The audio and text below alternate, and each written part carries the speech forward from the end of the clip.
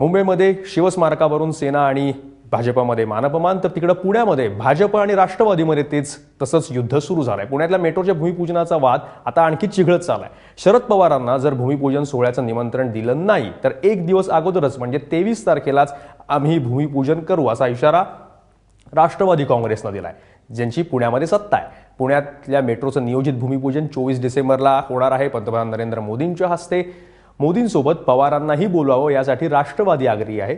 भूमिपूजनात वाद होऊ नये यासाठी पुण्याचे पालकमंत्री गिरीश बापट यांनी राष्ट्रवादी सोबत एक बैठक केली, पण शरद पवारांना बोलवण्यात कोणतंही ठोस आश्वासन जे ते मात्र बापटांनी दिलेलं नाहीये आणि त्यामुळे राष्ट्रवादी आता आक्रमक झाली आहे आणि एक दिवस अगोदरच भूमिपूजन करायचं म्हणते।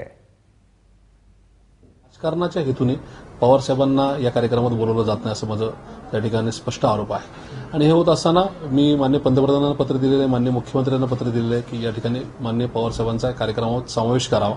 या संदर्भात अजून कुठं दुजरा आलेला नाही। उद्या सकाळपर्यंत जर निर्णय झाला नाही, माननीय पवार साहेबांना त्या ठिकाणी सन्मानाने कार्यक्रमाला बोलवण्यात आलं नाही तर निश्चित या ठिकाणी 23 तारखेला पुणे महानगरपालिकेच्या वतीने वेगळा असा भूमिपूजनाचा पुणे मेट्रोचा भूमिपूजन समारंभ केला जाईल आणि त्या ठिकाणी या सगळ्या याला कुठेतरी भाजपचं राज्य सरकार कारणीभूत राहील असा माझं त्यांना थेट इशारा आहे।